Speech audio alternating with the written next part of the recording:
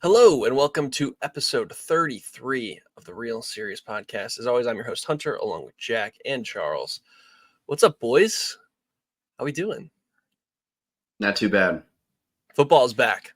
Football is so back. We did it. We made it to week, what is this, week 0, technically? I think they call it. Why do they call it week? Because it's not a full slate of games. But it contributes to the regular. I think it's just because it's not a full slate. It's because these are like special games that are early. Yeah, it's like a little appetizer for the main course that is week 1. So, Hunter, I know you watched them. Jack, did you watch any games yesterday? I watched part of the Georgia Tech Florida State game. Okay. Which was actually a pretty good game. Me and my roommate watched the first drive where Florida State literally just ran the ball down the field, scored, and I'm looking at my roommate. I'm like, this is going to be a bloodbath. And I go to my room and I go, I finally just got moved in. And then I come back and he's like, dude, they're up. I'm like, bad day to be a Florida State fan, man. It was a great game, great day for football. Every game was good. I took the I haven't bet in a few months, so I took the underdog in all 3 games. And all 3 looked really good at certain points, but only one hit. And slightly bummed, but they were great games. Yeah. Indeed. Sorry, man. I don't know. Thanks, guys. I'm glad at least one hit, I guess. That's positive. I did realize this is our last August episode. Next episode, September. So we're officially in fall, I would say. And I think we're wrapping it up with a great final summer hit, which is Mamma Mia, which is a very summer movie. Yes. That's how we planned it. Yeah, definitely wasn't perfectly accidental. Mm-hmm. Definitely not. Yeah, Jack, how's being back in Bloomington? How's school? It's good. It's been pretty hectic moving back. I literally just got my room all set together yesterday. I mean, with everything going on at camp, it was just kind of like, I'd go to camp, come back home, say hi to everybody, go to bed, wake up, camp. So it was a long couple of days, but it was a good couple of days. Camp's always a great time. I feel like it's hard not to get excited about it. My group was awesome. I had a really good group of freshmen, just pretty excited to be there. So I feel like I really couldn't ask for more. The Assembly Hall tour was epic as always. And then we got to throw a little bit of football at Memorial Stadium. So lots of fun. Sick. And hopefully I can get the rest of this. I was hoping I'd get this wall decorated for the pod today, but I just truly did not have enough time. It's all good. But next week we'll see it. Yes, sir. It's going to be beautiful. Do we want to go over what we watched this week? Because I feel like Charles, for once, watched the most. I feel like every time I watched the most, there's like over the summer. It's been a while. Yeah, it's been a while. There's like multiple weeks where it's just like Charlie just goes on a heater. He's just like determined to watch as many movies as he possibly can. Every time I opened Letterboxd, it was like 3 Charles right there. Dude, I watched some good ones this week. Well, let's hear it. I logged 5 stars. Whoa. It was a big week. And I don't give a lot of 5 stars. So, okay. So I watched Mamma Mia and Mamma Mia, Here We Go Again. I'm not going to say anything about those, though. I watched the first Avatar, gave that 4 stars. I enjoyed it. Then my sister arrived for the week. Yes. I asked her, Carolyn, you want to watch The Lord of the Rings this week? And she was like, I sure do. So you know what we did? We watched The Lord of the Rings. And obviously I gave them all. No, not extended. Okay. See, I got to do not extended. I think I would like them more. Well, naturally I gave them all 5 stars because they're the best. And then I watched Avatar: The Way of Water, and I loved it. I gave that 5 stars as well. It's so visually like stunning. I think that's why I was so impressed. And also I think the story was stronger than the first one. Yeah. And then last one, I watched Singing in the Rain. Love Singing in the Rain. Gave that 5 stars. I don't think So the comparison I made was Sound of Music, just because they came out in similar times or at similar times.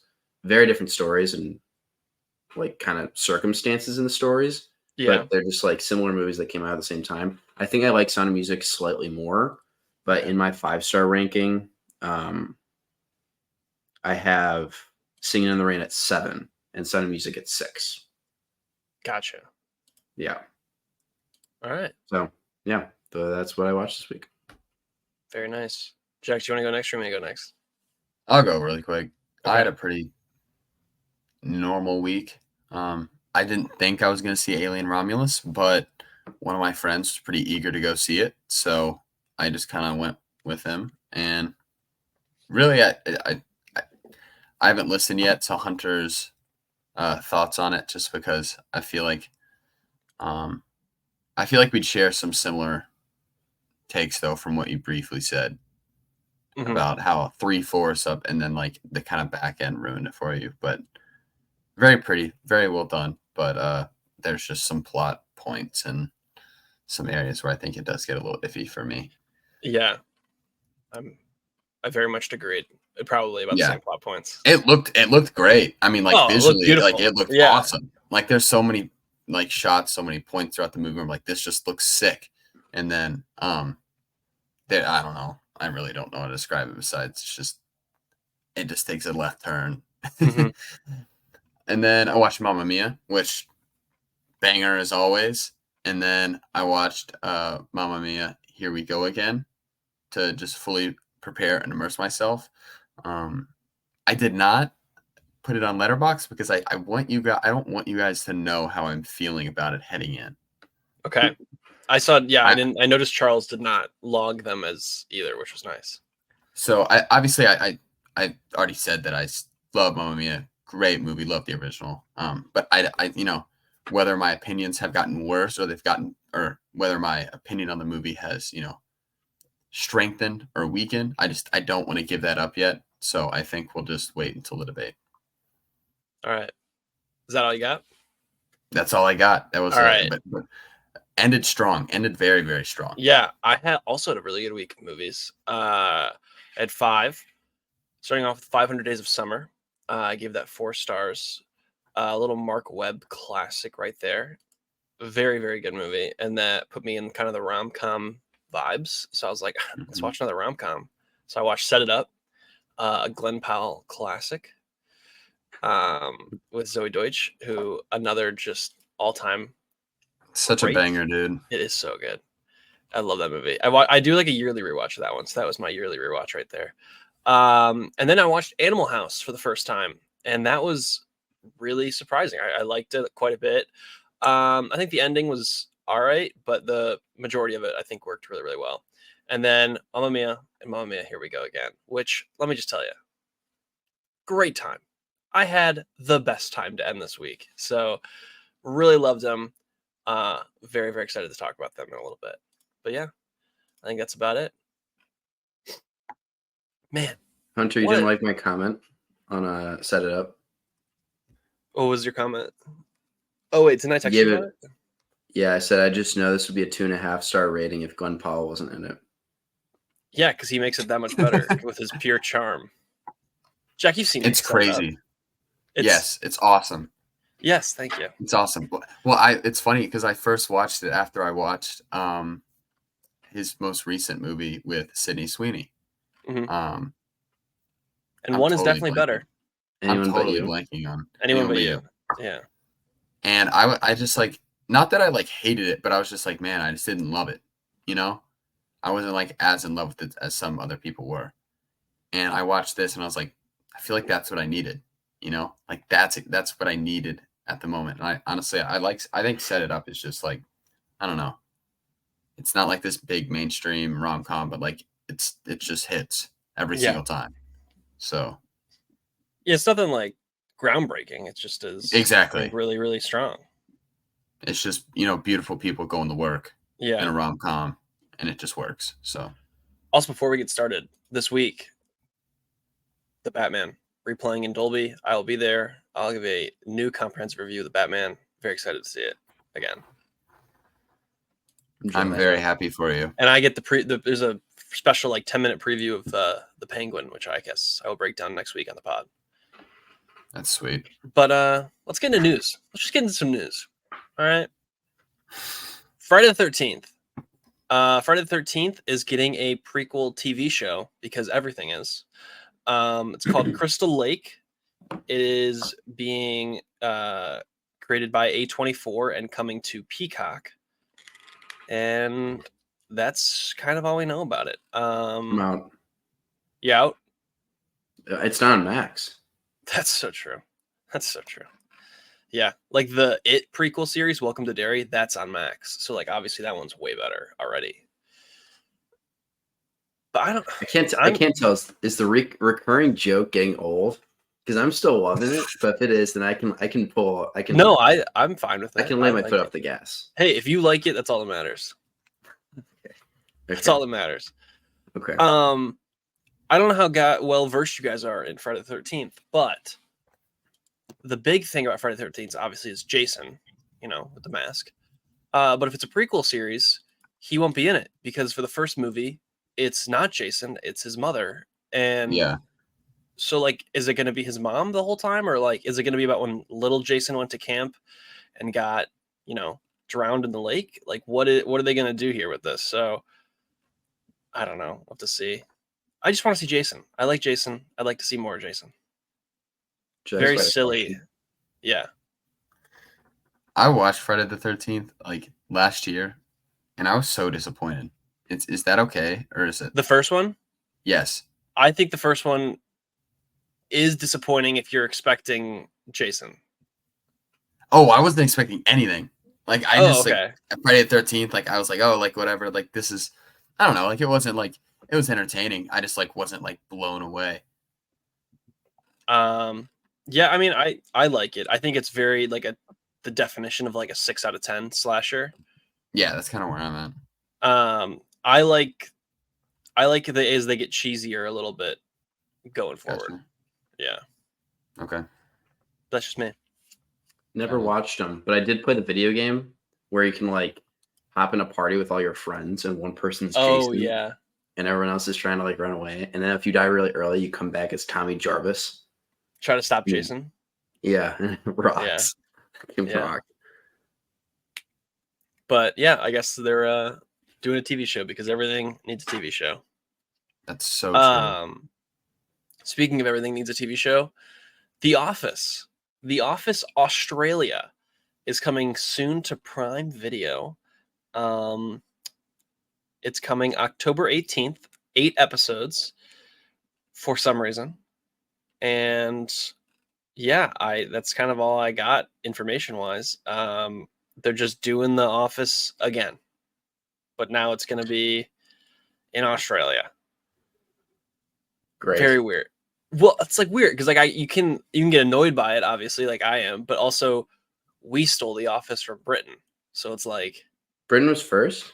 Yeah, the UK Office was first, and then we stole it and made it better. What if Australia just does the same and they just what if theirs is way better? What if there's some Australian humor that's just gone completely untapped in the entertainment industry? You know how crazy that would be? Wait, it says there's a Canadian version of The Office? Yeah, there is. What? It's called Le Job, and it's a French language comedy. What? So it's in French. Okay, here we go. I got it now on deadline. Other international versions that have already aired are Canada, France, Germany, Sweden, Israel, South Africa, and more. So there's a lot of these. What? Jeez. What? I had no idea. I imagine they're pretty successful domestically, in their domestic countries. I just feel like The Office probably has been, dubbed in other languages. Wouldn't that be just a lot cheaper to just dub it? Yeah, okay, here we go. So in Germany, they have Stormberg, and it's about insurance office. The French one is Le Bureau. The Canadian is Le Job. What is this one? So, Chile has one called La Office. Israel's is just The Office. Sweden has another one. Czech Republic, Finland, India, Poland, Saudi Arabia, Australia. So there's 14 of these. Maybe it's just a new country thing. Like the Saudi Arabian one has 2 seasons already. Jeez. I kind of want to watch one of these and see if like they just copy it or it's a different. Man, okay. That's nuts. How did we I might not watch any of these? the Saudi Arabian one and get back to you. I'm gonna leave this. Why that one? Because it looks the most like our office, like the office they're standing in the poster. It just looks like the Dunder Mifflin office. All right. So I'm gonna report back. I'm gonna report back on that. Yeah, please do. Yeah, keep us in the loop. Yeah, no problem. Moving on away from TV. Actually, no, just kidding. We're still on TV. Sony is not expected to renew their contract with Phil Lord and Chris Miller amid Spider-Man, disagreements. So they're making Spider-Man Noir.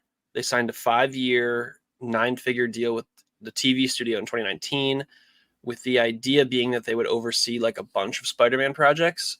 So far, the only one that they're getting is Spider-Man Noir. And obviously, Phil Lord and Chris Miller did the Lego movie.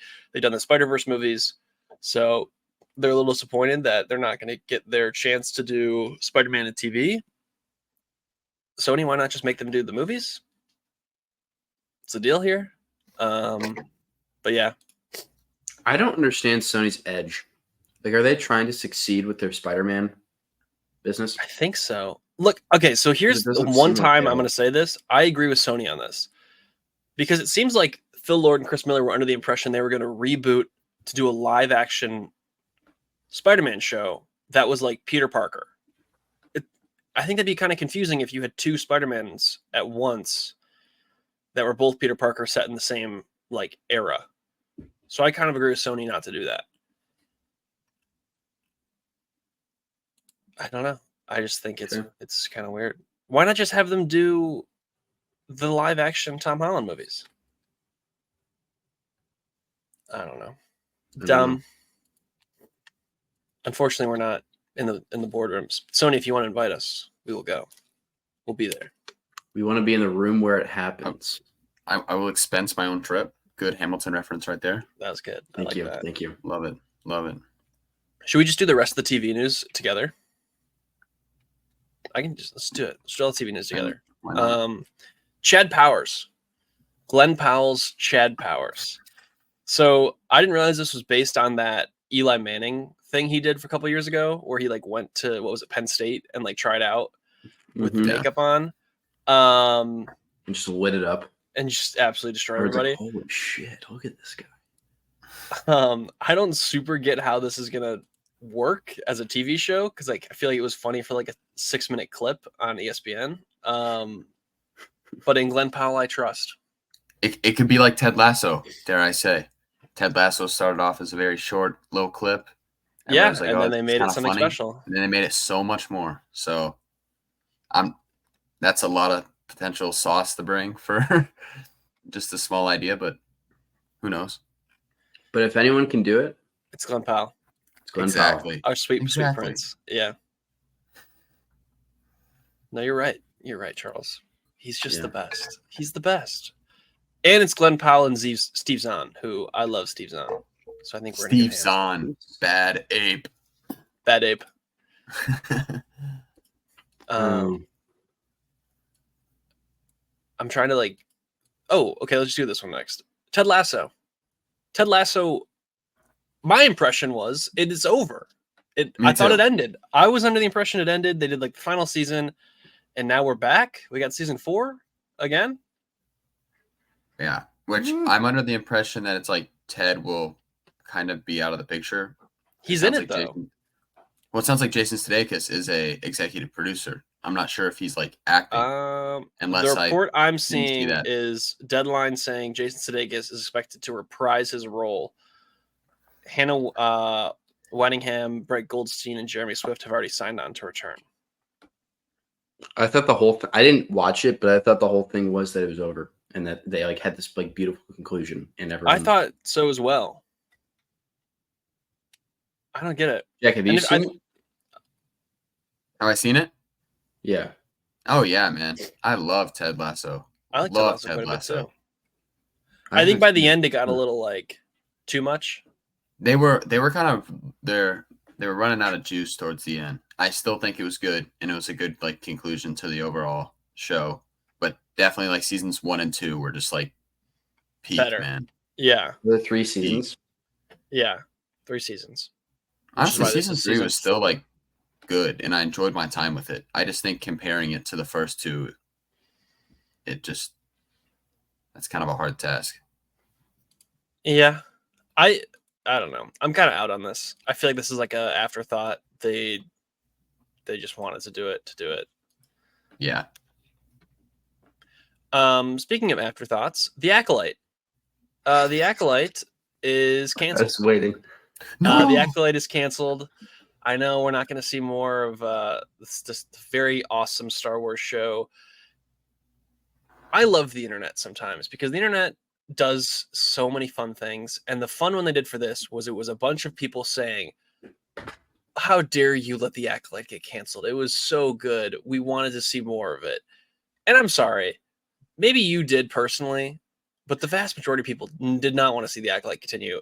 And it's not because it was this like diverse show in Star Wars, which is not true. It just wasn't very good. So the internet is so stupid sometimes. It's like, I don't get it. But unfortunately, The Acolyte is canceled, and we're not going to get any more of it. So, sorry, I won't be doing my recaps anymore. I'll try again with the Skeleton Crew. Maybe that will fare better. But, sorry. Heartbroken. It bums me out. Yeah. I know, it's like I put all that time in watching it for a 5 out of 10 show to get canceled. Well, now that it gets canceled, does it? I'm assuming this is not like canon. I think it's still canon. I think really. I think even it's though they canon. canceled it. Interesting. Yeah. I'm pretty sure it's still canon. That's funny. So yeah, forever we know we'll never know what happened with Darth Plagueis. And when she shows up with Yoda at the end, we'll never know what happened there. But maybe it'll be like everything with Star Wars. You know what? No. Prediction. This is going to be like everything with Star Wars, where we hate it now, and then a decade from now, it's like, The Acolyte was actually really great. And we love it. It's going to be those kids. So. No, the kids that watched it as like a 10-year-old are going to grow up and be like, I actually think The Acolyte was really something special. The same way we did with the prequels, where the prequels objectively are not very good, but it's like, oh, it was our thing. And so I predict, that is my prediction. So we'll come back in a decade and figure out if I was right. I doubt it. I don't think The Acolyte is ever going to come back.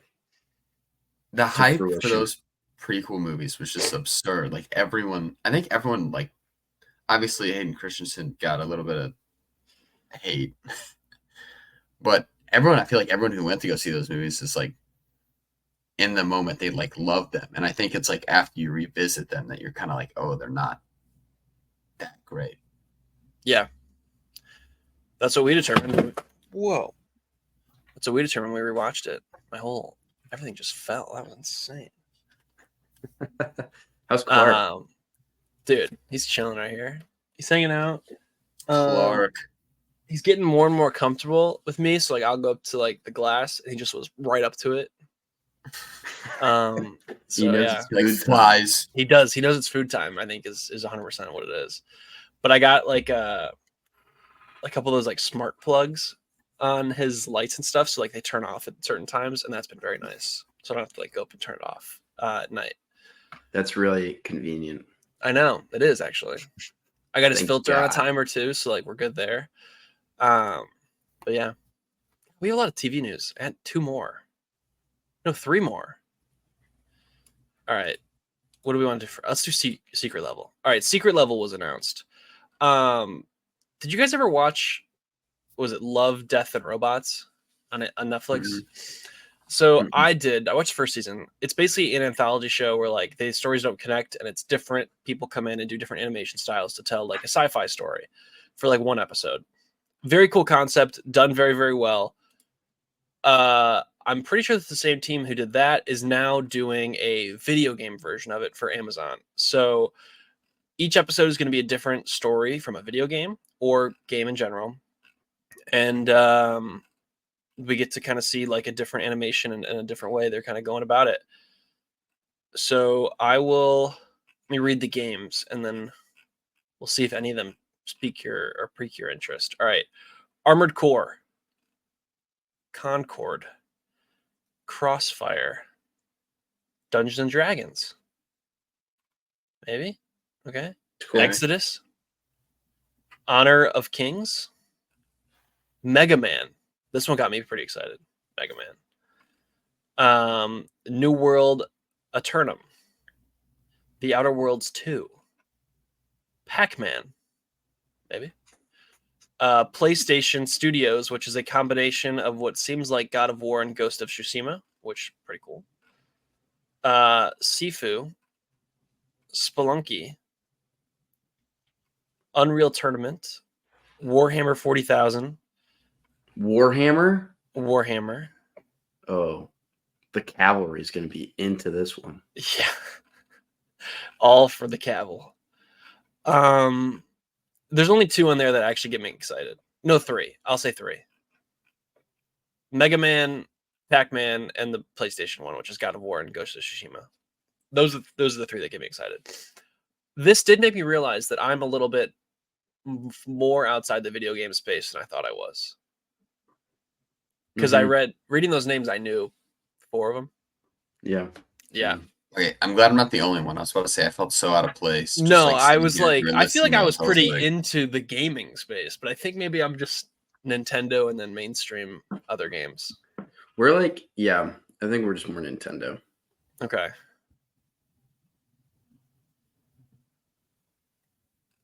Man, I actually am excited to see the Pac-Man one. The Pac-Man one, for some reason, is like the most interesting to me. The Pac-Man and Mega Man. Why am I the most interested in Warhammer? Because Henry Cavill. Probably because of Henry Cavill. But I don't even think he's in it. So that's okay. I just know that he's probably excited, so I'm excited. Yeah, I know that he's excited. Henry Cavill to you, like Henry Cavill to me is Glenn Powell to you, I think. Yeah. That's I'm with that. That's fine. Jack, who's your guy? Yeah, you gotta have a guy. No, probably like Christian Bale or something. Okay. Oh, so Gore the God Butcher is most known role? Exactly. Just like Dunkachino with Al Pacino. I mean, yeah. Such a beautiful role played out on screen in Jack and Jill. Should have won an Oscar. Absolutely robbed. Dunkachino. I haven't seen Christian. What's Christian Bale up to? Let's see. He's doing the Frankenstein movie. That's right. Man, he has had, since Ford v Ferrari, it's been a little rough. It's okay. He's had some great roles. He doesn't need anything. He's on he's in his have fun era. Fun. Yeah, that's why he's is that just what we call actors when they get into a point of their career where they just like join a bunch of bad movies at this point? Yeah. Russell Crowe is in his have fun era.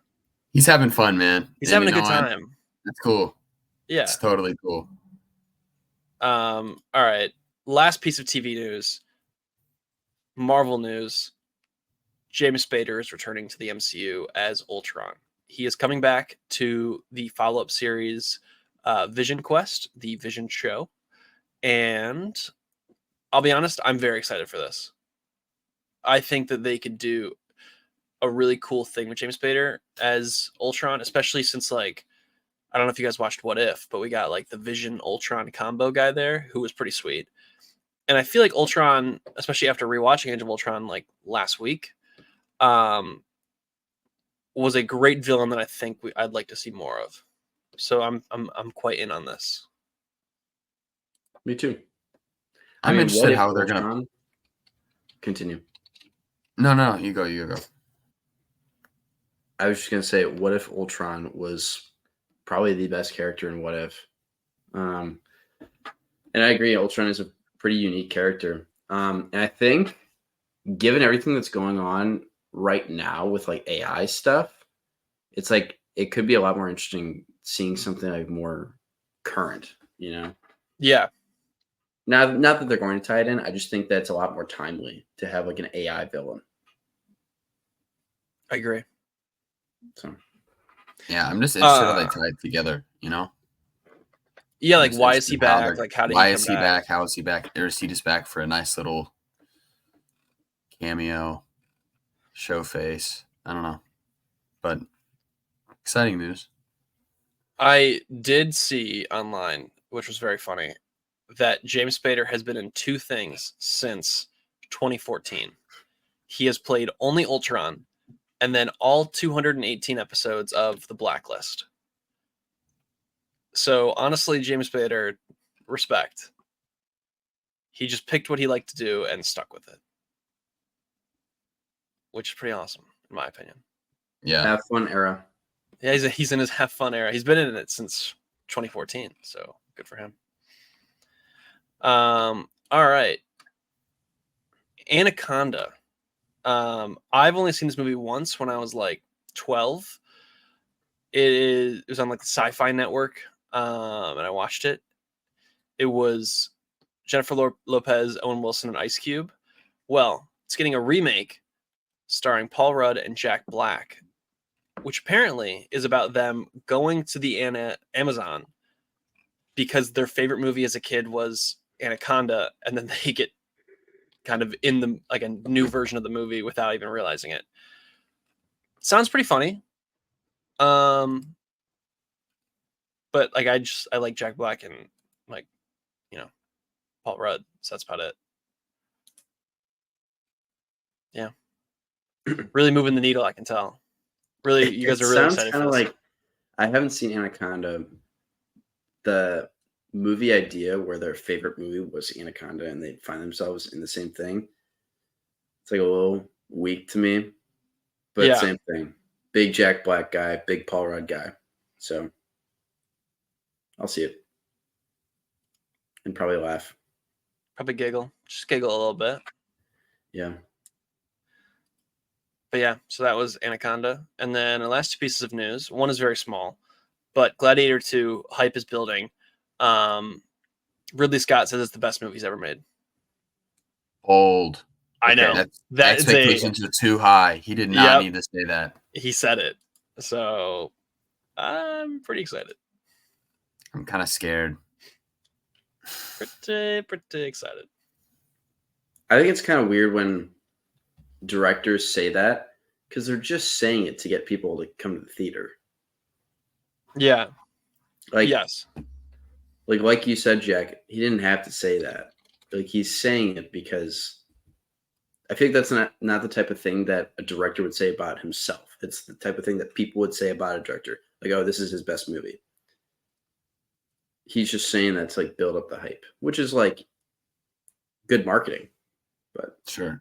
But it's like hearing critics say that Oppenheimer was Nolan's best movie and then like going into Oppenheimer, like I was pumped. You know what I'm saying? Mm-hmm. Mm-hmm. But it's like, I don't know. I need a little bit more.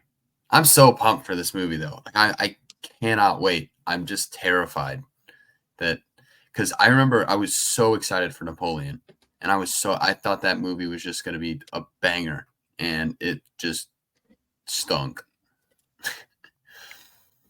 So hopefully he doesn't let me down. Yeah, Napoleon was back-to-back years. Stinker. And then the trailer looked amazing. Like everything looked great. Like just stinky. Yeah. Why was it bad? It's just kind of like a nothing burger. Yeah, like I feel like they could have really honed in and focused on a specific, like you didn't really know whether they wanted to focus on a specific point in his career or try and show everything. And it was just kind of like, I feel like the relationship with his wife, they wanted to show some things, but then they didn't show others. I just felt like it was all over the place. And like by the end, you're just kind of like, okay, that happened. Yeah. If that makes any sense. Yeah, it does. All right. And the last piece of news, Chick-fil-A. Chick-fil-A is planning on launching its own streaming service.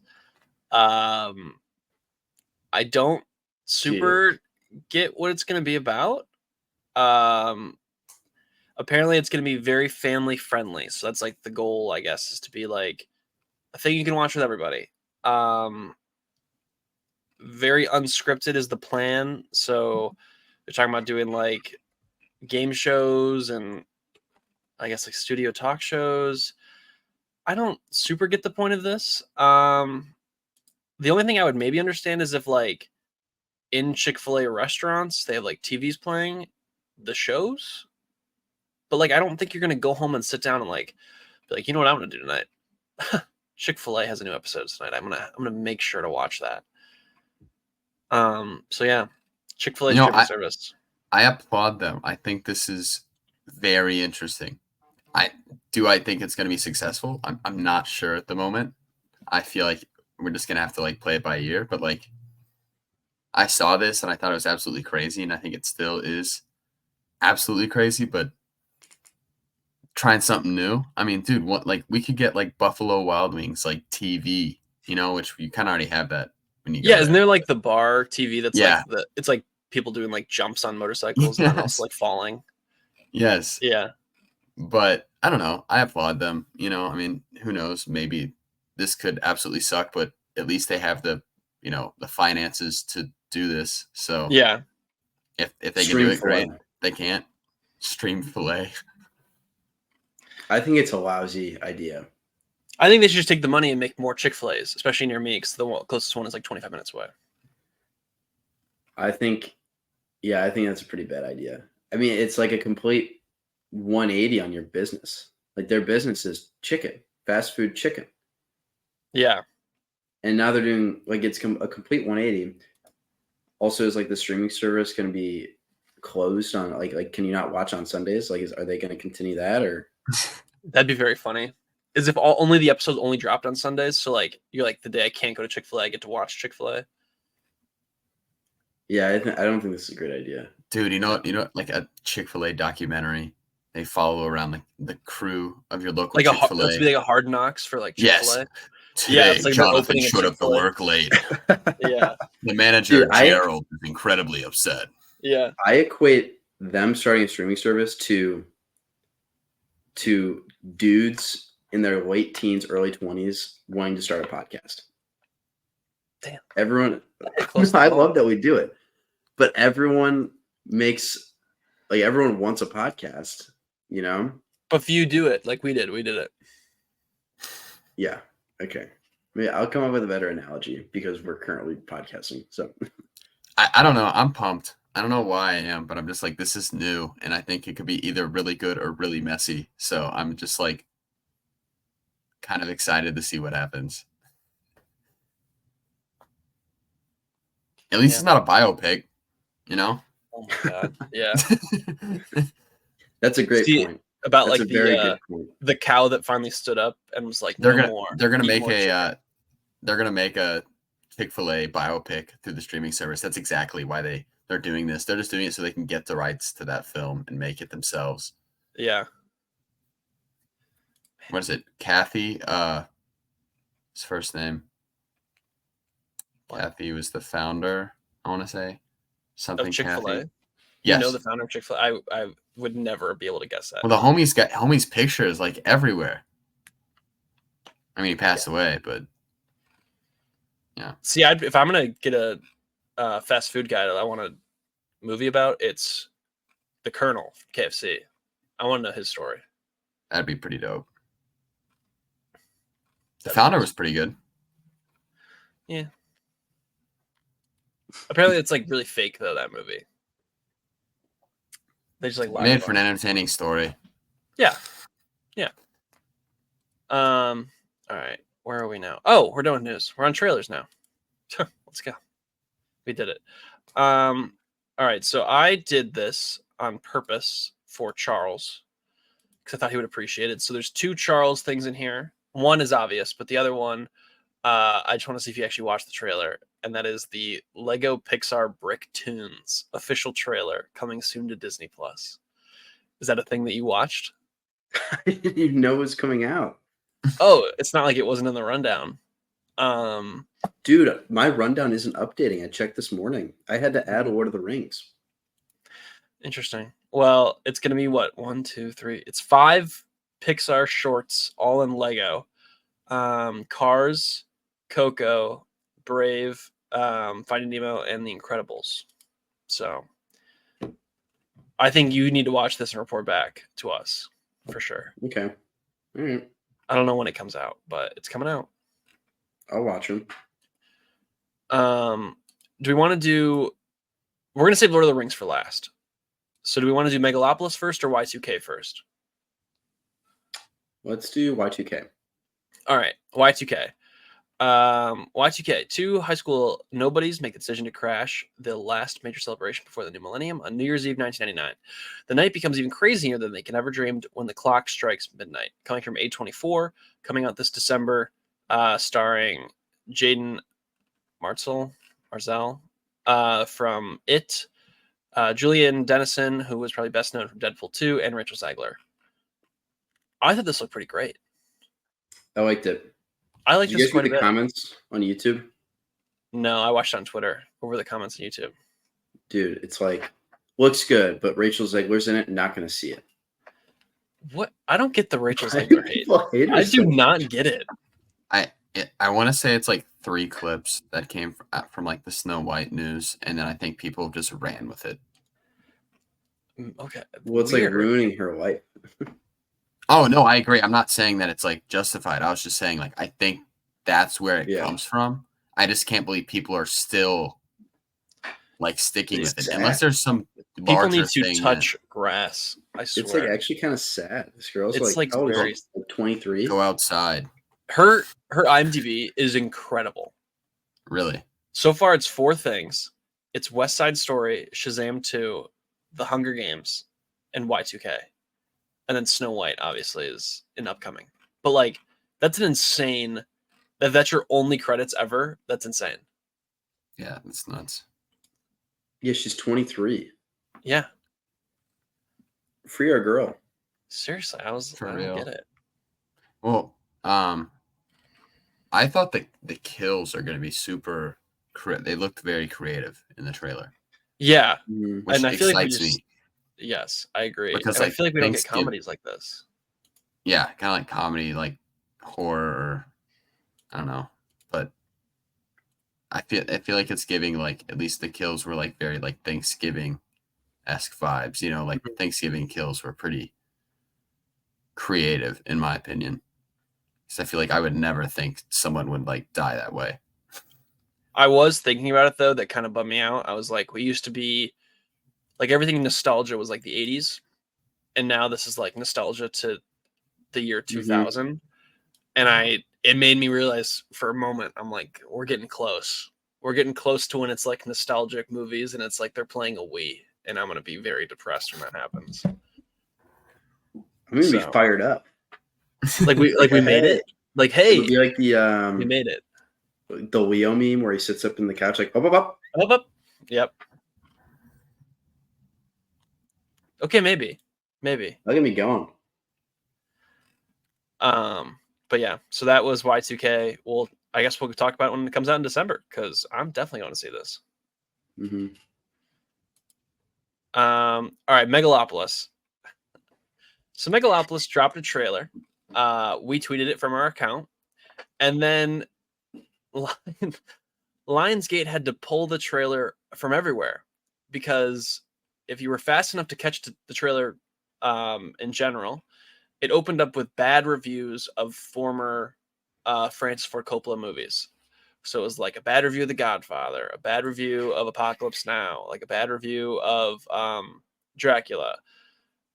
Turns out those reviews were fake.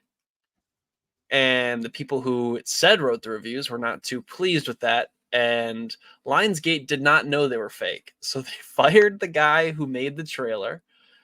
They pulled the trailer from the internet. And they had to do an official apology. And I'm sorry, but that is so funny that this poor movie is getting just... This movie cannot get a win. And it's very funny. I think it's hilarious. It's like you're telling me there aren't actual criticisms that you could have used. Like you didn't need to fabricate them.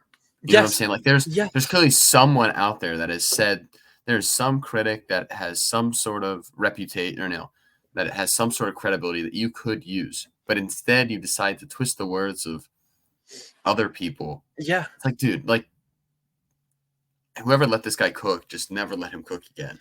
Never. I just don't get how you didn't ever. No one checked burned the food.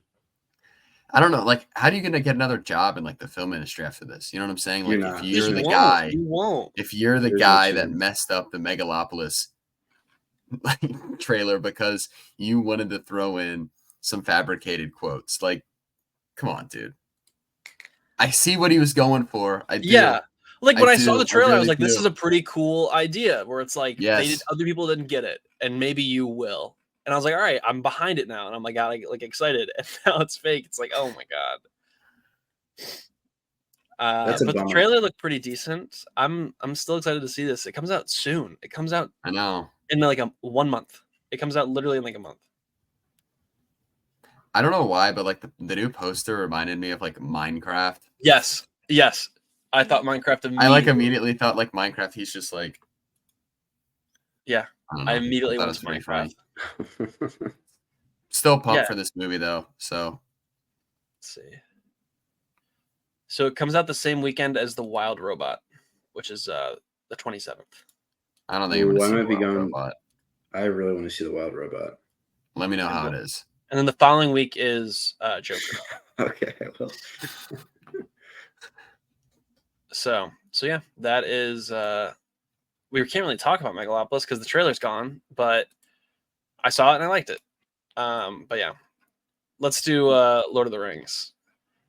Charles, I'm going to read the description and I want you to go first on this one. Okay. All right. Lord of the Rings, The War of Rohirrim. A sudden attack by Wolf, a clever and ruthless Dunleaning lord, seeking vengeance for the death of his father, forces Helm Hammerhand, the king of Rohan, and the people to make a daring last stand in the ancient stronghold of Hornburg. I don't know why I said it like that. Hornburg comes out December 13th. Stars Brian Cox and some other people. What are your thoughts on this, Charles? As our Lord of the Rings guy. I thought it was going to be Helm's Deep. But it says the war. It says the War of Rohirrim. So wouldn't it? No, I know, but Helm's Deep is the stronghold of Rohan. So I thought that there was going to be a war, and then the people of Rohan were going to fall back to Helm's Deep, and they were going to acknowledge because in the movies they talk about Helm's Deep and how it's protected them in the past. So I thought that's what they're going to do. Mm-hmm. Which they're not, which is fine. I thought it looked good. I think the story's cool. I don't know a whole lot about it, but it's Lord of the Rings, so like, of course, I'm gonna go see it and enjoy it. Animation. I don't know how much I like the anime. You know? Okay. Yeah. Maybe that's just me. It seems like some people online really like it, and fewer people, but still some people aren't like a huge fan. I think it's cool that they made some of the people just like enormous, like the King of Rohan.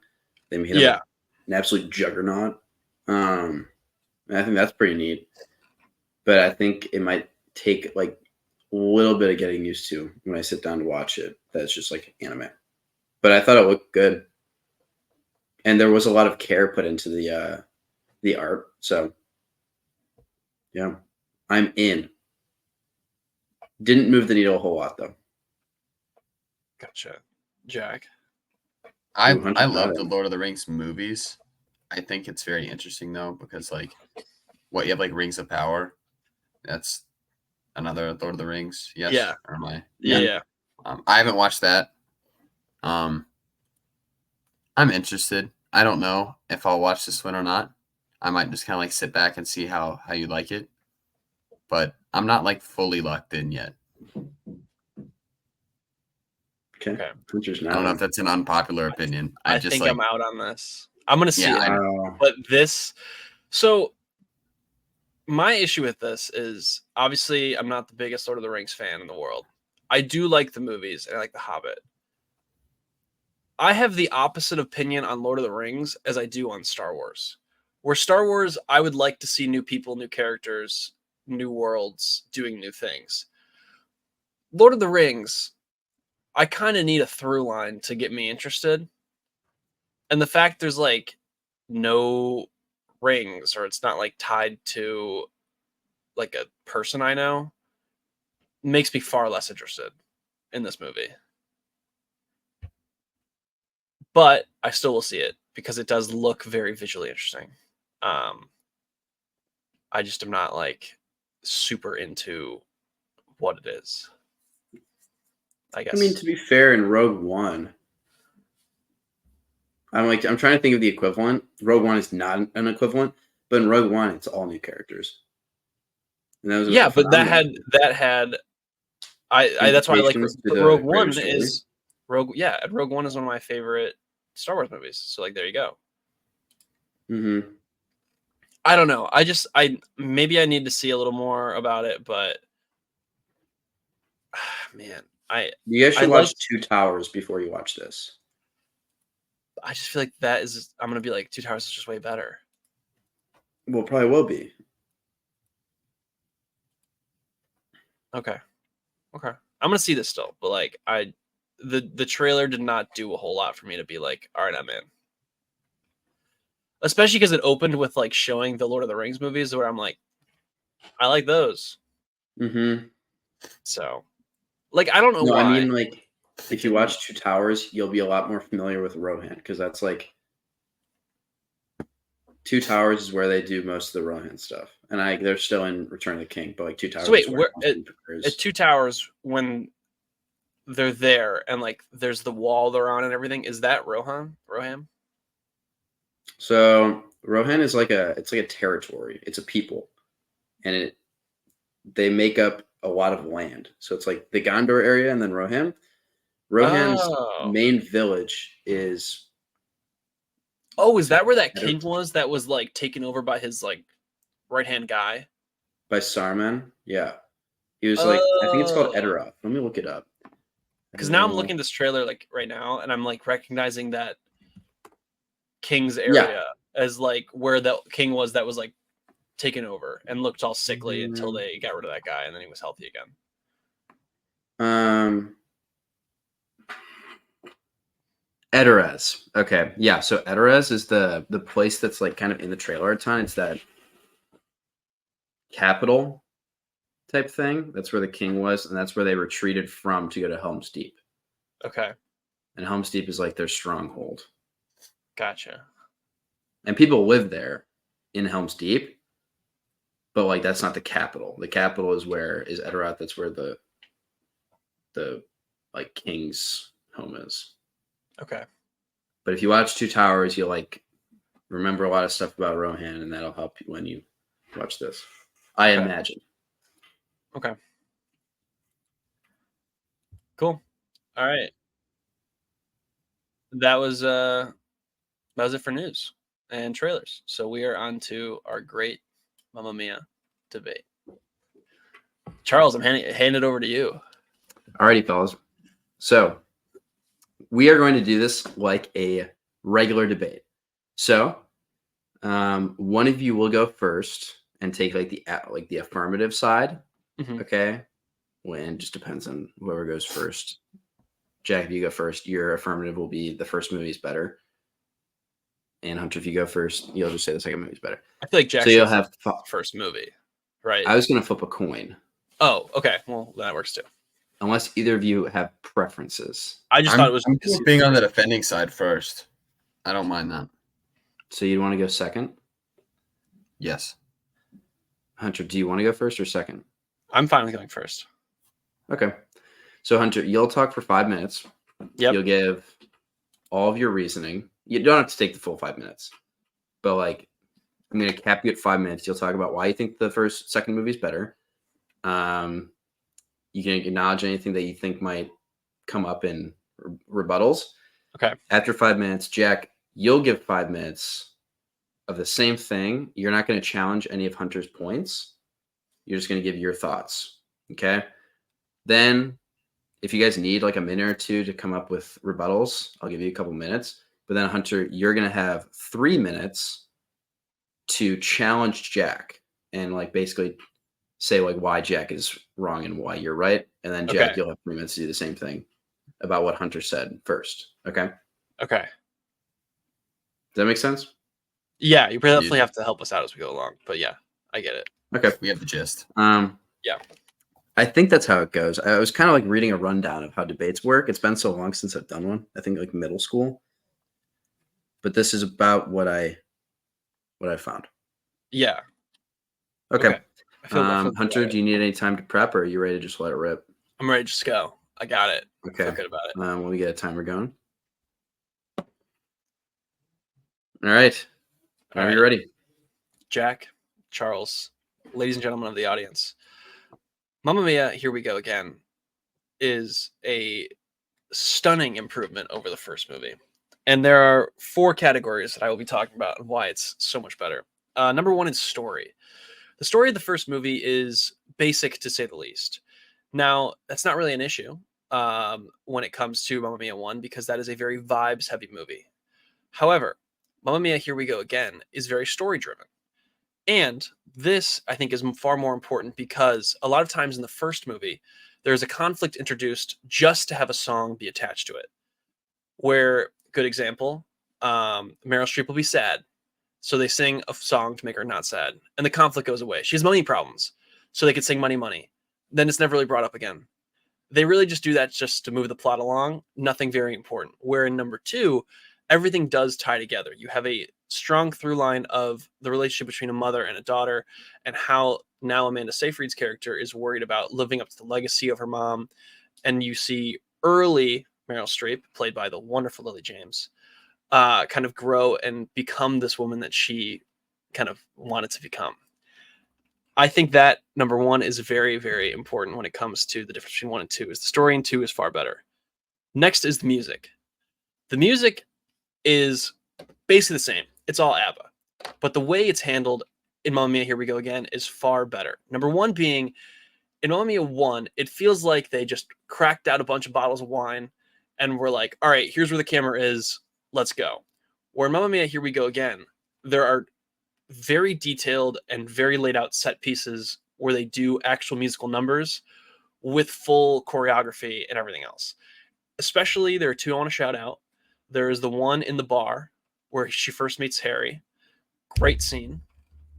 And then the other one, I think, is the ending of the film, where it's the big roll call, everyone back together, which is a far improvement from the first movie where they just kind of dance in a void. Very weird that they just danced like on a black background stage in the first movie at the end. I think the musical numbers are also way better because they're better singers in the second one. Lily James is a better singer than Meryl Streep, and they really use that to her advantage. Pierce Brosnan tries his darndest in the first one.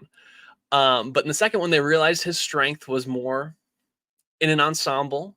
So they decided to only give him one kind of moment of a solo song where he did a slow version of SOS. And then every other time he sang was in a group.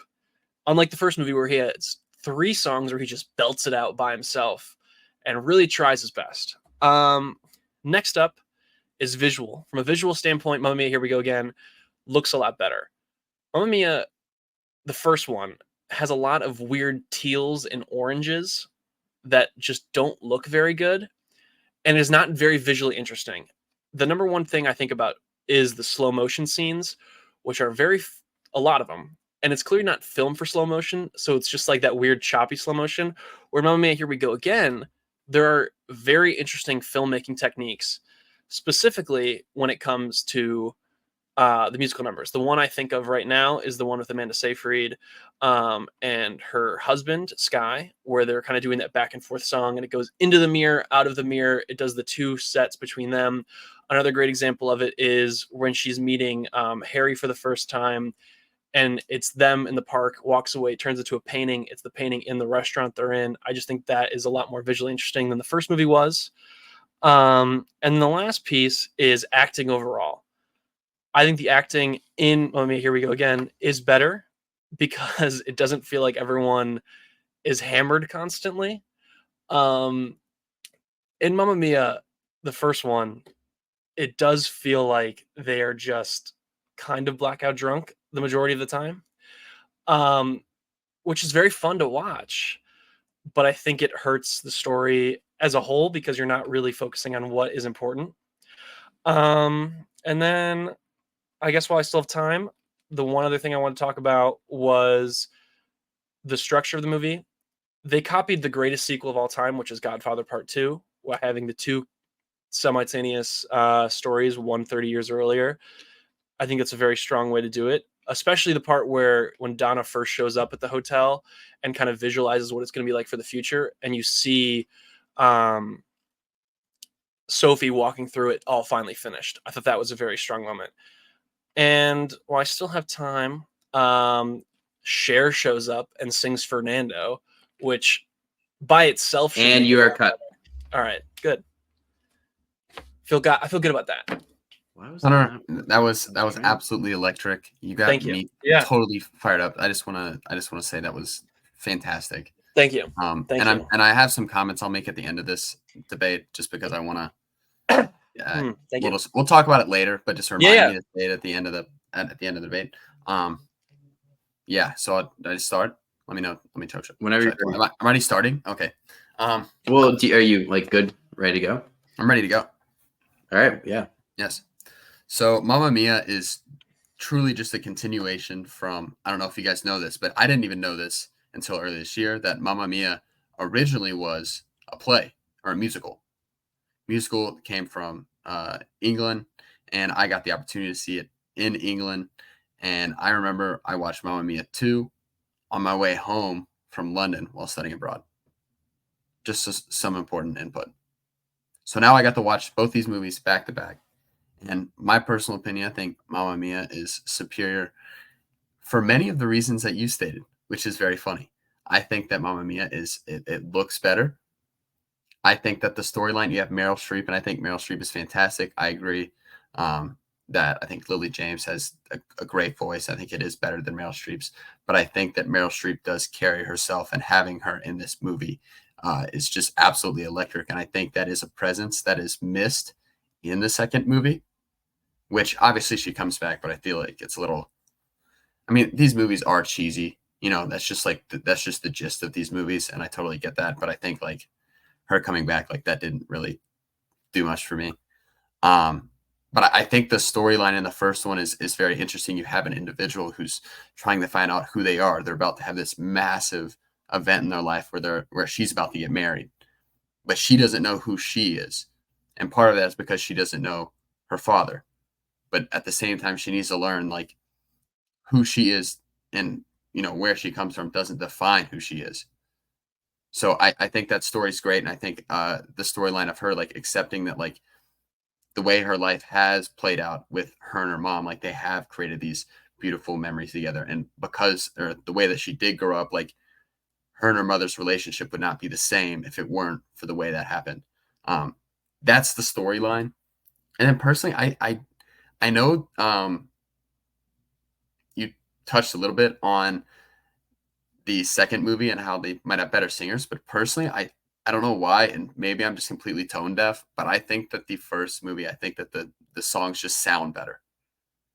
I know Pierce Brosnan, I will give a quick concession. I agree that he is in far more songs than I remember him to be in the first movie. The fact that he has like 4 songs is crazy. It's absolutely crazy. But I think I honestly can't see anyone else playing him in the three dads. I think the chemistry between the 3 dads is just amazing. I think it's so much fun. Like watching them on screen together is just awesome. I think that you get a little bit more of that in the first one as opposed to the second, which is totally fine because that's not necessarily like the highlight of the movie. But I think for me, just like seeing their chemistry together, seeing them go around the island is just like awesome. And then there's like 2, I guess, like scenes that I just personally love. I think the Lay All Your Love. I don't know if like that's the name of the song. Yes. The scene where they're on the beach and then you have all the guys with the flippers and they're like jumping up and down. Like this just gets me excited. Like I just watched this and I'm just like ready to attack the day. I feel like it's just absolutely awesome. And then my second, I guess, number that I want to touch on is the Voulez-Vous scene where all the dads kind of like have this realization like why they're all here, and it just like everything kind of feels like dizzy. They're like moving around, like the song keeps it just feels like the song is getting faster and faster, until obviously she later like passes out at the end of that scene. Yeah, those two scenes alone, I just absolutely love them more than any other scene that is in the first two movies. So I think the fact that like both of those come from this movie is why I have such a strong attachment. And I think the songs are just perfect.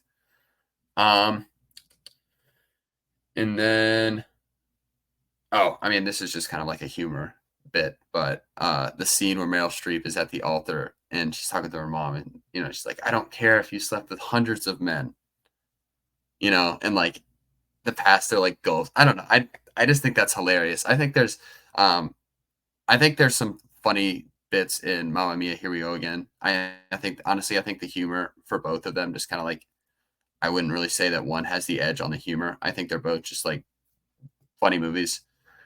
I don't know, but just kind of like going back around on these movies, I think I realized that like these are just total vibe movies. If you're not fully prepared to go into either of these movies, just like, I want to have a good time, you're gonna have a terrible time. Like if you're just like cut. Okay. Sorry. Yeah, no, cut him off. Cut him off. Cut him off. You're not allowed to say anything else. I didn't get a 30-second. I didn't get a 30-second. I know. I realized at 4:45 that I didn't send a text, and I was like, shit. Kind of seems unfair. Sorry. No. I'll give you a 30-second for the rebuttal. No. It's cool. I'm joking. It's no problem. Okay, so now Hunter, what part is this? You have 3 minutes, unless you guys want more time. But I thought 3 minutes would be fine. No, 3 is good. We're good. If you guys have 3 minutes each to basically acknowledge what the other person said and specifically say why you disagree and give evidence why. Okay. All right. Does that make sense? Yeah, no, I think so. Okay. Do you want like a minute to No, I'm good. Because technically this is where recess would occur. No, I got it. I wrote some stuff down on a sticky note. Great. Okay. All right. Hey. Yeah. I got those too. Dude, yeah. All right. Nice. Okay. Whenever you're ready. All right. The first thing I want to talk about is your opinion that the story of the first one is better. I do agree with you when you said the conflict is basically that Meryl Streep is convinced that when her daughter finds out that she had a summer of fun, her daughter will look down on her and kind of have this negative opinion of her. However, that conflict is eliminated immediately because in the first minute and a half of the movie, we know Sophie is very into this idea that her mom had a fun summer, and she invites the 3 men that it could be her father right away. So there's really no conflict there besides the fact that Meryl Streep doesn't know, but we as the audience all know that it's perfectly fine.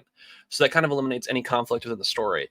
A couple of the other points we talked about, the acting, I once again obviously disagree, but I think the main one was that Meryl Streep makes the movie better. For the first time in my life, I will say the sentence, Meryl Streep does not make the movie better.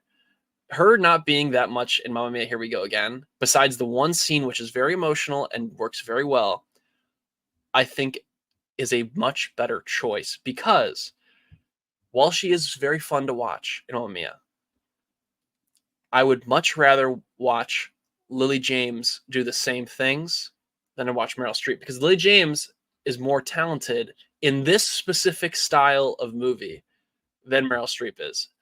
She's a better singer. She's a better dancer. I honestly think she might have better stage presence if her name wasn't, Meryl Streep. Like if you'd remove the name Meryl Streep, I think you'd 100% agree with me. As for a few of the scenes you talked about, the one scene where they're dancing with the flippers, great scene, agree.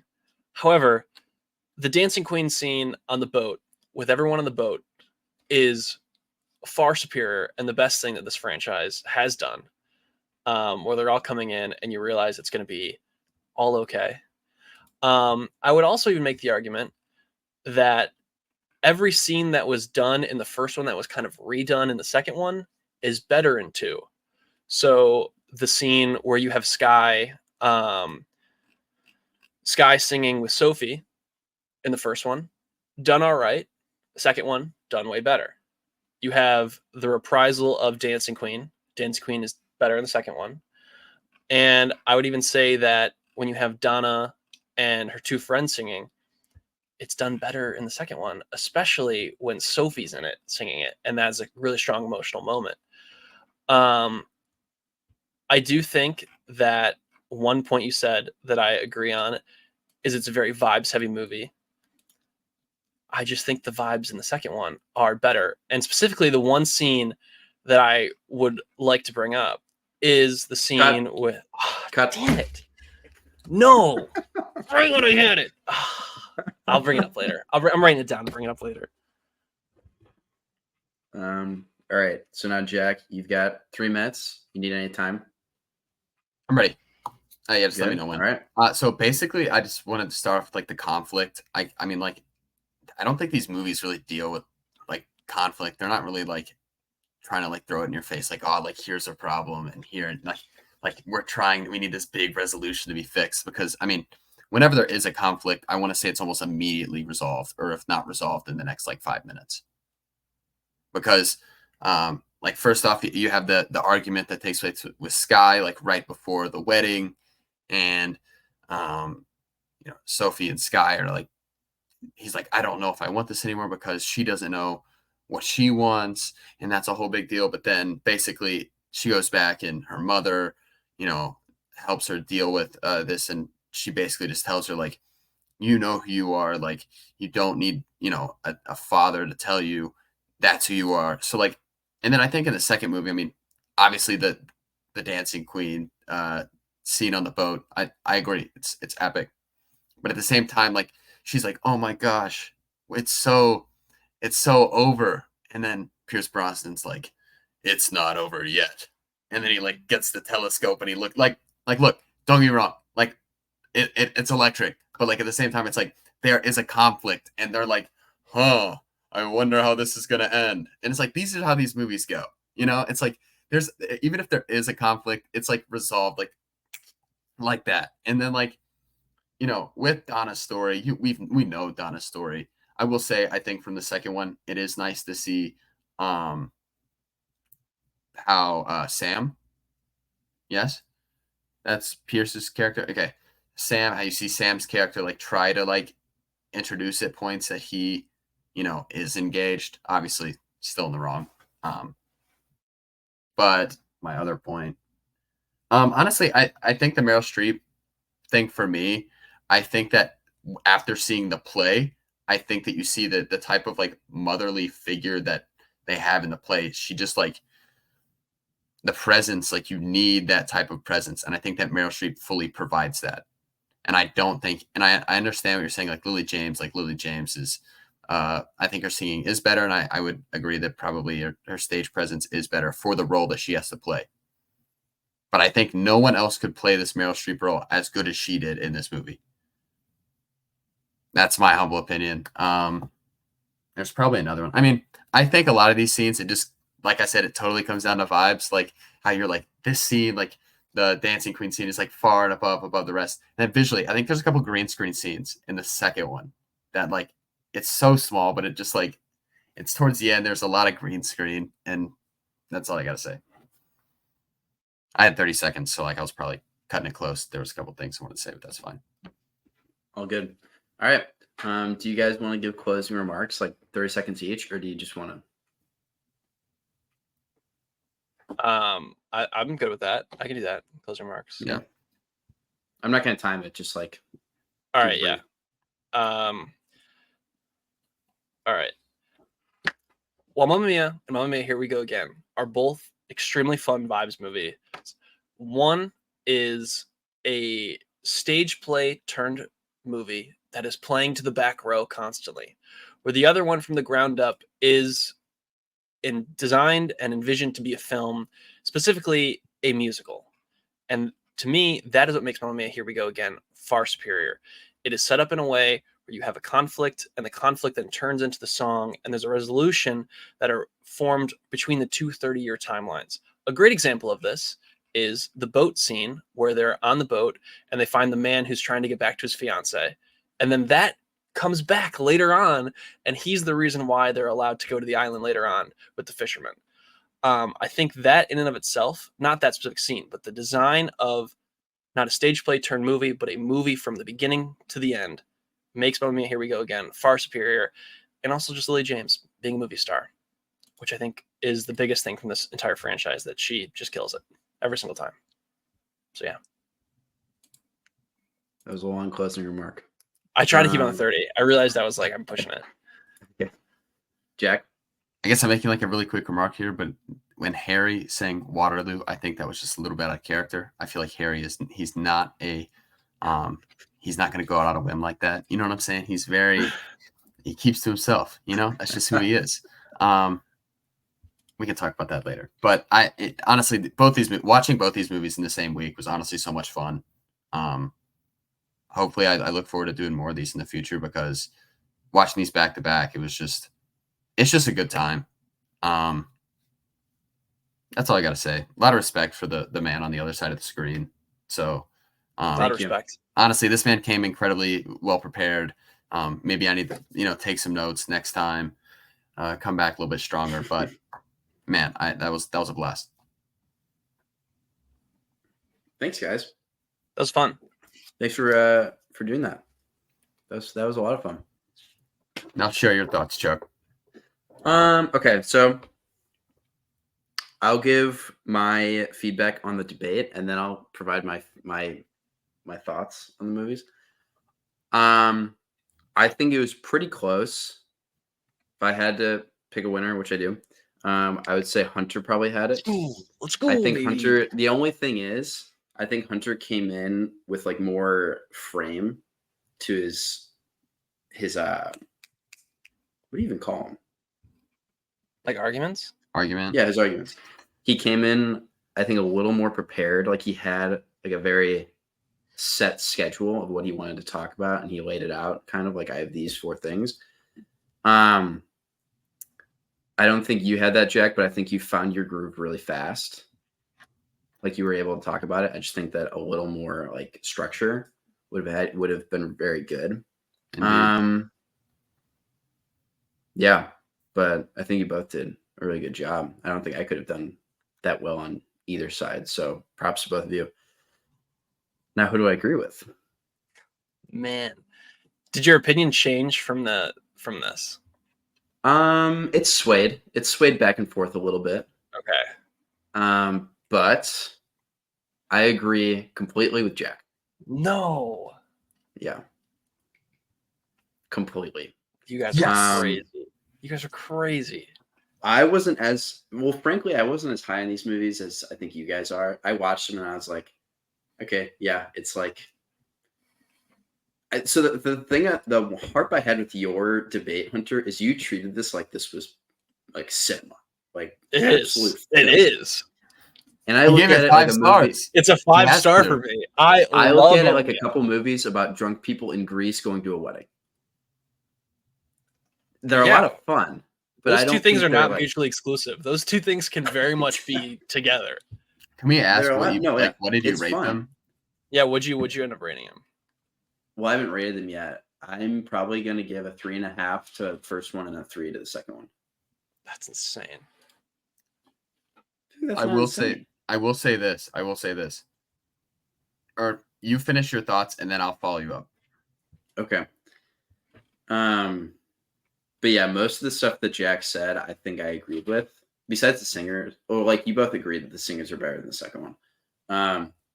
I just think the story is better in the first one. I think the second one, it's kind of just like, it was a bit kind of boring in a way. Because like I just couldn't figure out what the story was about. Like we were going back in time, we were meeting all the fathers, and then we were focusing on the present, and then the kid was born. I don't know. The first one to me flowed a little bit better, and I knew where we were going. The second one was kind of like a little too back and forth for me. And I agree, Meryl Streep is the GOAT. So of course I'm gonna like her. Absolutely glazing Meryl Streep on this episode. Yeah. Aside from Hunter. I'm glazing Meryl Streep in this episode. Also, Way All Your Love is just the best. I'm telling you, man. It's the best song in the movies. It's the best one. Sorry, not sorry. It rocks. I listen to it like religiously. I walk the class and like, you know, the American Psycho meme, and it's like how I look when I walk, and then it's like what I'm listening to. Mm-hmm. That's very much me. But Lay All Your Love, it's epic. I think Waterloo is better than 2. I love Waterloo. I think Waterloo is a great song, but I just don't think it's done right in this movie. I just don't think it sounds good. Man. Lily James is great. I think the other guy I just don't like. I don't think he sounds great. And that's an opinion thing. So like, that's not really. That's just how it is. Also, Call Me Crazy. When I watched with my sister, she like prefaced. She was like, "Oh, this guy can't sing for the life of him," and it was Pierce Brosnan, of course. Can't sing. I kind of liked it. Like it was gritty. It was rough, but I kind of liked it. Oh my god, he's there for the charisma factor. Like kind of like that. I kind of I liked it. I can acknowledge it's not good, but it kind of works in a way. But yeah, they're fun movies. Not my favorite musicals. You guys know me. Like, I very much would prefer someone who can sing over like these big names, you know? But I think this is a situation just where it works. I think it works. And I think that I totally agree, though, Hunter. I think 4 songs was kind of crazy in the first one. Like, I thought we got to like 2, and I was like, man, those weren't that bad. And then we get through like 4. It's just like, give someone else the mic, please. I have my opinion. I think of the best song in the entire both movies, and it's different. I think yours for sure. What was yours again? So, I think the most fun one is probably when they do Super Trooper, but I think my favorite one is when it's the name of the game in 2. When it's her going through like she gets the orange and then she's doing like all the dancing. Like that is my favorite. No, it's a good song. That's a great song. I think they play that out never really been good higher. too. Yeah. Well, the funny thing is that song I want to say is in the play, and it's in the first one. Like in the play, because they knew Meryl couldn't do it. Had to wait. Well, I think it's originally Sophie singing it to like one of her dads, so it's like kind of weird. Oh yeah, what? Yeah, it's I don't know what they were trying to cook there, but love. I mean, I think that song in 2 rocks too. I think the comedy in the second one's better. Also, I know I didn't really get to talk about that, but I know you mentioned the comedy when they go back and it's the same guy on the dock, and it was like time hasn't been kind to you. Great. And then Cher seeing the hotel manager and it being Fernando just to sing Fernando always gets a laugh. Always gets a laugh out of me. See, I don't care. I think the first one's better. I like funnier. Personally, I don't care. Like Cher, like I know she's like a big name, but I have never. That's just not for me, man. Dude, Cher came in and I turned to my sister. I'm like, "What are we doing here? Who is that? Where did she come from?" Oh my god. I think if Cher came in, I stood up and clapped. I was like, let's go. You know what I compare it to? This is like Mamma Mia fan service. Like you have in like the Marvel movies. They had the stick lady back again. She threw the sticks down again in the first movie. Oh yeah, they did have. Yeah, that's true. I just think it's funny. No, I think best song again. Lay All Your Love gets me fired up. Gets me going. There's a video on TikTok of like a bunch of dudes just reenacting it at a wedding for the groom, and it is awesome. But also, I think the first one has better comedy because you got the 3 dudes and they're just chilling together. It's like, have you ever seen those memes where it's like you can put 2 guys together in a room for 10 minutes and they'll be best friends when they walk out of it? It's like that, but for the whole movie. And these 3 dudes are just like the goats. I will say there is the scene where Stellan Skarsgård's character, he puts his brother in.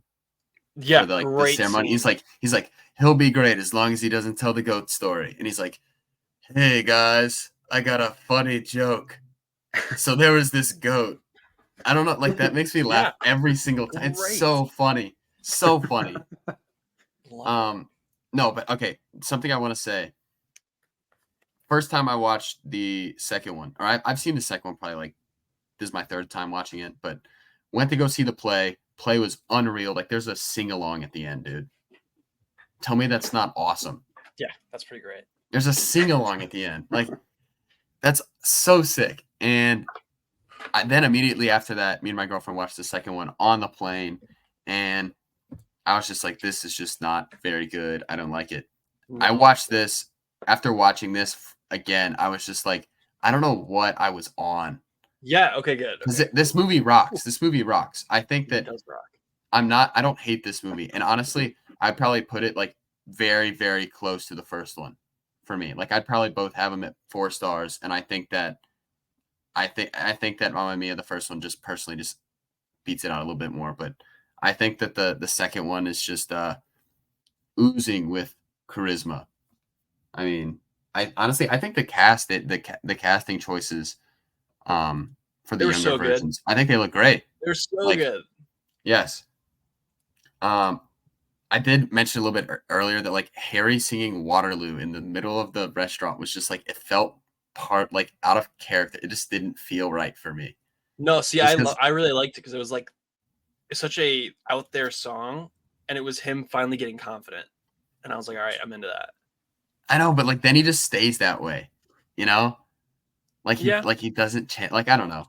That's like I don't know. But then they bring him back to like go see that he's with what is it, Sam, Harry, and Stellan's character. He's Harry. Stellan is Harry. Oh, Harry, Sam, Bill. and Bill. Bill. That's it. Sorry, then it's Bill is Stellan's character. Okay, Bill. Okay, yeah, because Harry. Harry is in the first one. Okay, yeah, but and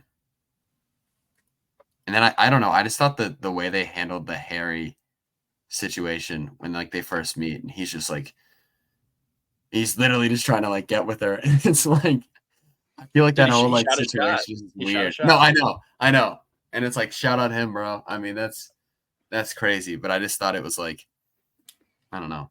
But I think once they get on the island, I think it's a lot of fun, and I think that the emotional pieces do, for the most part, work very well. How it literally ties up perfectly, where she's like, "I feel so close to my mom right now." Like, but yeah, I walk away from this debate with a much greater appreciation for Mamma Mia. Here we go again. And who knows? Maybe in the future, I find that I like the second one more.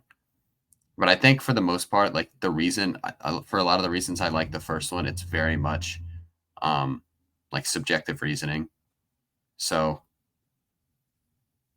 all of that could change. I hope that Charlie, you can find it down in your deep hearts of heart that you can love both of these movies. I think you will one day, Charles. I like have you watched them with your girlfriend? I recommend sharing a bottle of wine and watching these again. Great time. I don't think so much fun. I've watched them. I don't think so. No. One thing that I think is very objective, like is 100% a fact.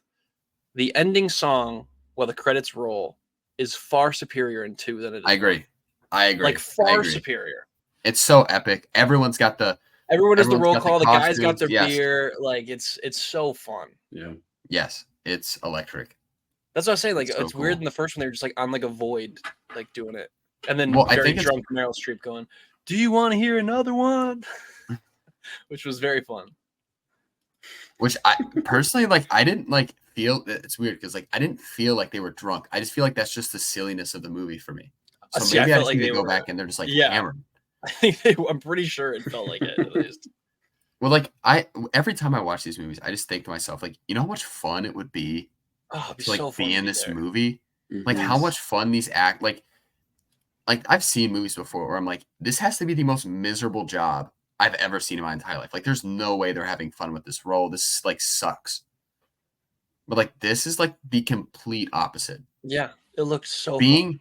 Just in the atmosphere of what's going on with this, I feel like would be so much fun. Like Lay All Your Love. I think being in that scene or helping to make that scene, like they start like singing at each other, and then the guys come out of the water, and it's just like it's so silly, it's so goofy, but it's like, I mean, even the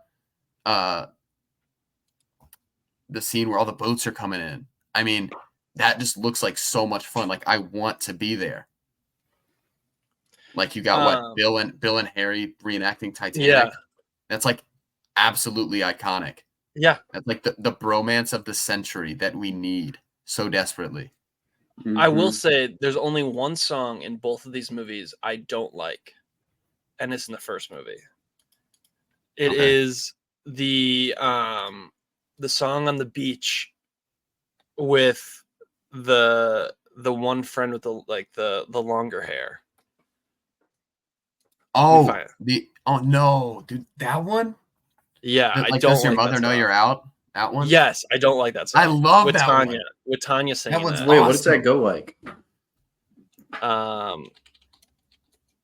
It's basically where like the young guy, like, you know what I'm saying? He's like him and the. Does Your Mother Know? It's like Does Your Mother Know song. Yeah. It's like her and then like the guy who works there who keeps flirting with her the whole movie. And he's like really young, and there's like obviously an age difference, and and then she ties the diaper like, on I him. could be your mother. Like, I love that song, which I think that's is the funny. only one I don't like. I love it, and I think she's like so perfect for this role. Like literally. Oh, she's amazing in it. It's just the one song I don't like. Yeah, no, I get it. I feel like there's just like, I think we could go like song by song and be like, I love this. I'm kind of like indifferent to this. You know what I'm saying? And we could totally find like where, you know, the first one goes wrong for you, where it goes right for me. Yeah, I agree. That song rocks. I just listened to it. It's a great song. I just don't like that. I just think it's the 1 week thing in the whole duology. Apparently they're making another one though. I know. I didn't even know that. Maybe I'll like the third one the most, and then we and then we'll know what's up. And then we can hire a moderator. Yeah, we'll get a fourth party involved. Maybe Clark can moderate. Clark. Yeah, Clark's just like shoot the little bubbles out. It looks like the most fun movie to ever make too. It just looks so fun. You know who's got some fun a fun resume? The one of the friends who also played Molly Weasley. Oh, dude, yes, yeah. And she was in Paddington. She's so good in this. Yes, dude, she's got like fun movies. She's my most watched actor this year because I watched all the Harry Potters, and then I watched her in these 2 movies, and I want to say like one other movie, but it's crazy. See, this Julie is Walters. the definition. This is the definition of fun. This is a fun movie. Okay? Yeah. We say fun movie, we're like, oh, they're making fun movies. Like, no, they're making bad movies. I feel like there's a difference between bad movies and fun movies.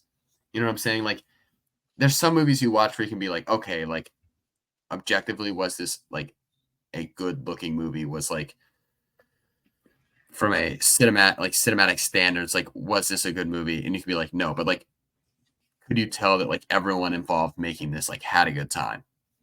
You know what I'm saying? So like, it's also funny because I think we talk a lot about movies that maybe aren't for us. Yeah. And like, I would say by definition, this is not for us, but it's so for us. Like, I'm watching them like, this is the greatest thing ever. So I guess some things are for everybody, and this is for everybody. And I'm interested to see, because like, I honestly love musicals. I think musicals are fantastic. I am like so pumped for Wicked. Like, it's not even, I'm not even kidding. I know you guys aren't, but like, no thanks. I know. I'm into it. I think the music is great. They have hired people who know how to sing, so I'm just pumped. Music. I mean, that's one of the few musicals I've ever seen, and like, I've actually seen it, and I'm like, no. It's epic. I mean, I grew up on the Wizard of Oz stuff. Like, I literally had like action figures, borderline dolls of the Wizard of Oz characters. So like, I am so excited that this is like gonna be on the big screen, because like everybody doesn't have the chance to go see, you know, Wicked in a theater, you know? So like almost everyone will have access to this. So I don't know. And then seeing how they like built a lot of the set for this. I mean, a lot of it's gonna be CGI, but they have built a lot of like physical sets for this. So I'm so pumped. But I think it'll be interesting to see where we fall around that movie, just because Not that they're just both musicals, very different content for sure. Yeah, no, 100%. But that was our great Mamma Mia debate, which went not the way I wanted it to go, obviously, but you won. Yeah, you won the debate, but you I didn't win the hearts and minds of the people. I guess we'll see. No. We'll put a poll out and we'll see who wins. See, what I thought was going to happen is that like Charlie would be like Hunter, because I think Hunter clearly was just like totally prepared for this, like so ready. I knew I had to defend. I thought that his, immense preparation was going to sway you in his direction, but I'm glad that the power of the first one was just strong enough to keep you down. I would have been shocked if he swayed me. Because, like, honestly, the things that you said, Jack, I agreed with. So if you had like more frame, then I would have, like, the bias in me would have chosen you. Hunter, to be completely honest with you, as I was watching the second one, I'm like, do I like this more? Am I even on the right side? Like for this debate, like obviously, like I loved the first one, but like to a certain extent, I was kind of like, this is kind of tough. Like, yeah, I had to do a little bit more like research than I originally thought I'd have to, because I was like, I don't hate this as much as I originally thought I did. So, breaking news. Breaking news. We have breaking news. We have our first look at Jimmy Olsen in Superman. Our good boy Skylar Gisondo. Yep, that's definitely him. Oh, whoa, reflected in the Superman of my. So yeah. Wait, that was kind of sweet. Wasn't that sick? Hang on, I'll do it again. That's awesome. It's just Skylar Gisondo standing there, our king. We're gonna get him an Oscar one day. It's the last thing we do. Yeah, that was our Mamma Mia. Next week, we don't really have another release next week. Unfortunately, we're waiting one more week for Beetlejuice. So I have some thoughts what we could do. We could do Studio Ghibli. We could do another debate if there's another debate we want to do. I was thinking, since I'm seeing the Batman again this week, we could do maybe the Dark Knight trilogy. Talk about that. We haven't really talked about that. Unless you guys have something else, I'm very also down for.